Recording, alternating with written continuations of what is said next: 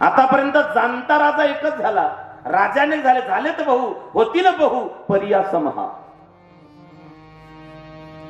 लोक सांगतात की तावत चंद्र सूर्य तोपर्यंत छत्रपती शिवाजी महाराजांचं नाव राहील. अजिबात नाही.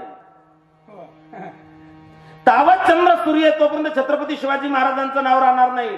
जोपर्यंत छत्रपती शिवरायांचं नाव आहे तोपर्यंत चंद्र उगवणारे सूर्य मावळणार.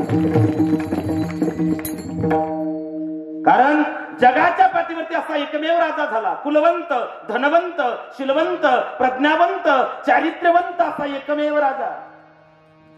जगाच्या पाठीवर तसा एकमेव देश आहे भारत.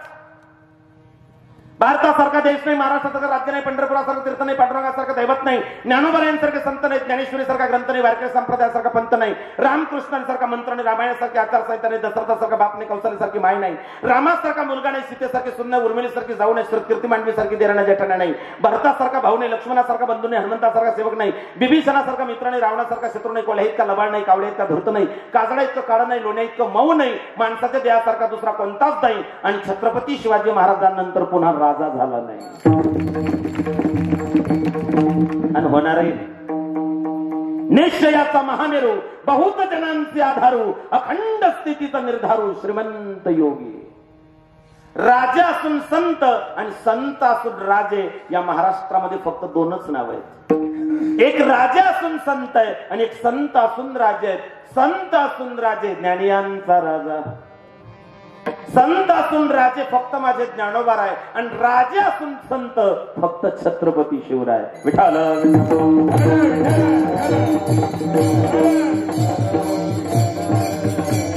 जिजाबाईंनी ते संस्कार राजांवरती घातले आणि जगद्गुरु तुकोबारायांच्या कीर्तनातून घातले. छत्रपती शिवाजी महाराजांनी लोहगावला जगद्गुरु तुकोबारायांचं कीर्तन 13 वर्ष ऐकलं.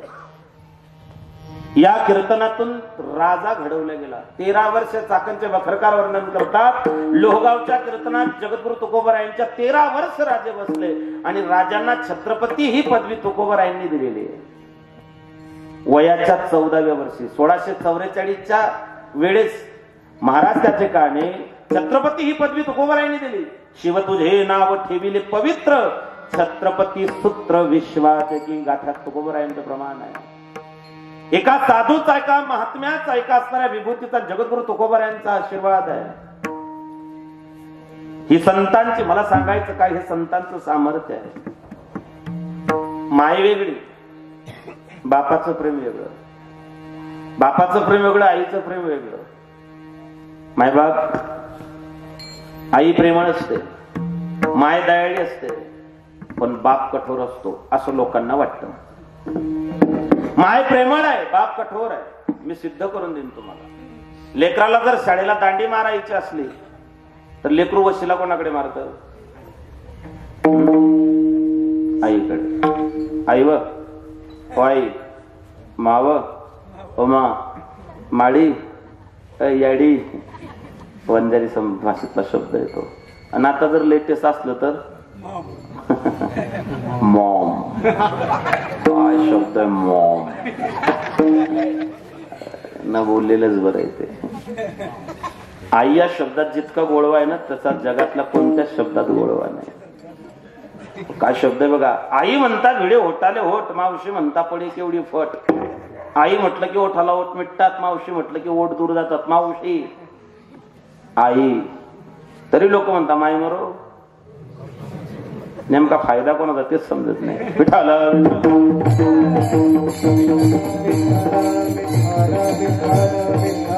लेकराला शाळेला दांडी मारायची असली, लेकरू वस्तीला मायकडे लावतं. आई व मला शाळेत जायचं नाही का? काय नाही, मला सत्यातल्या पंक्तीला जायचंय. म्हणले मेल्या संध्याकाळी 7 वाजता असते पंग, जा शाळेत. म्हणले जा ग, मला नाही जायचं. ती म्हणली बघ तो बापा स्वभाव काही चांगला नाही बरं, अख्खं गाव इकडे, तो बाप इकडे. तो बाप 10 रुपयाचे पेतो, अख्खं गल्लीत दांगुडा घालतो रे बेटा. म्हणलं जा ग. अरे म्हणलं तुझा बाप कोणाच ऐकत नाही, जपी तपी संन्यासी वैरा कीर्तनकार भागवत रामायण ज्येष्ठ श्रेष्ठ वरिष्ठ. तुझा बाप कोणाच ऐकत नाही. पोरग म्हणलं माझा बाप कोणाच ऐकत नाही, पण तुझ्या ऐकल्याशिवाय राहत नाही. आणि बायकोच ऐकत नाही असं कोणी बोटवरती करा बरं. आमची हिम्मत होत नाही, तुम्ही कुठे डेरिंग करणार आहे? आदमी बाहर कितना भी खतरनाक हुआ तो घर में भिगी बिल्ली बन जाता है. मला सांगायचं काय, लेकराला जर वशिला मारायचं असलं तर ते आईकडे. माय दयाळू आहे, बाप कठोर आहे त्या बाबतीत.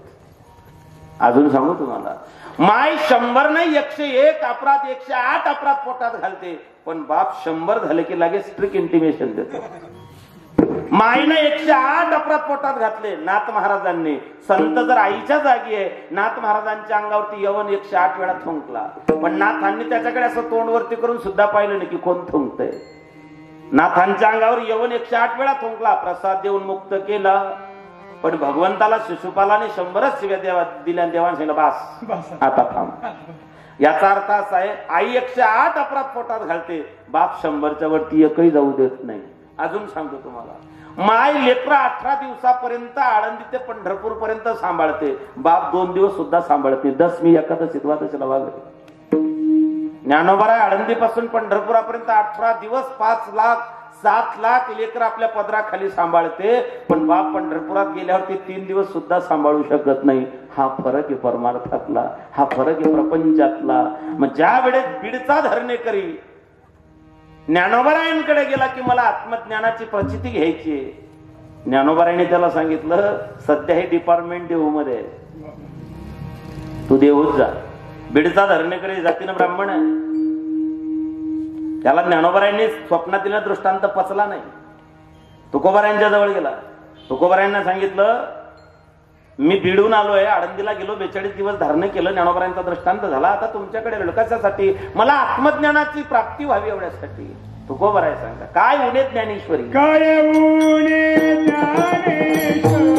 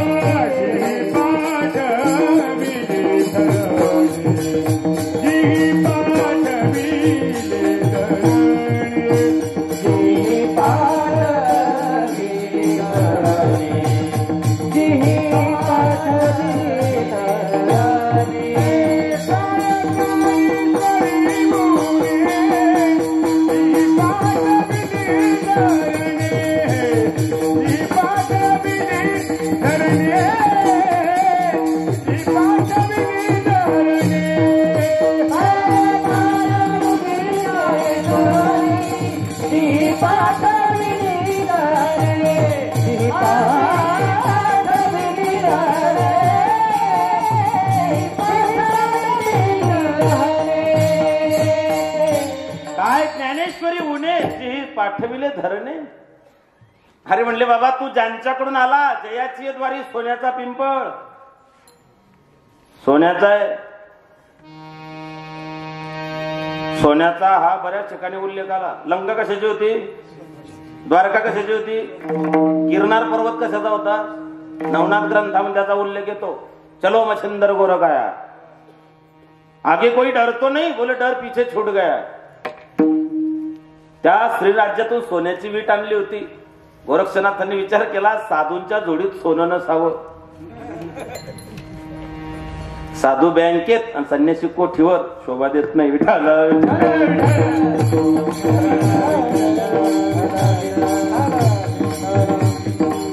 यहां कोई डर तो नहीं, बोले गुरुजी डर तो पीछे छूट गया. त्यांनी सोनं फेकून दिलं तर दगड टाकला होता.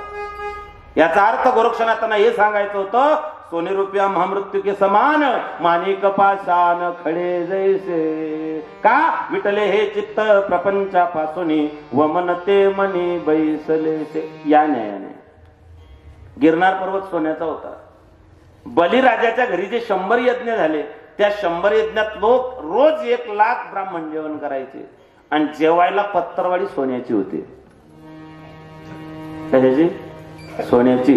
एकदा वापरलेलं सोन्याचं ताट पुन्हा धुवून वापरायचं नाही, असा फॉर्म्युला होता. त्या पत्तरवाड्यांनी जो काही डोंगर तयार झाला सोन्याचा, त्याचं नाव आहे गिरनार. नुसत्या पत्तरवाड्या फेकून सोन्याच्या, आमचे 5 जाते सोन्याच्या ताटावर जेवायचे. सोनं गेलं मग चांदी आलं, चांदी गेलं कासं आलं, कासं गेलं पितळ आलं, पितळ आलं, पितळ गेलं अल्युमिनियम आलं, अल्युमिनियम गेलं मग स्टील आलं, आता स्टील गेलं, आता आम्ही कागदावर जेवतोय. हा विकास आहे आमचा. विकासाबद्दल बोलतोय. ही प्रगती आमची, हे डेव्हलप आहे आमचं. इतकी मोठी प्रगती केली आम्ही. असो, सोनं होतं जयाचे द्वारी सोन्याचा पिंपळ, आणि बळ अंगी ऐसे बळ रेडा.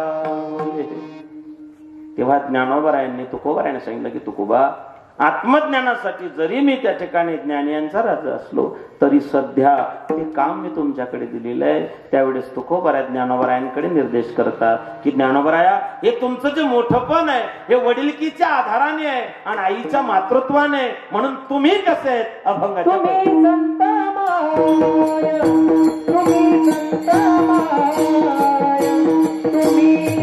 Bye.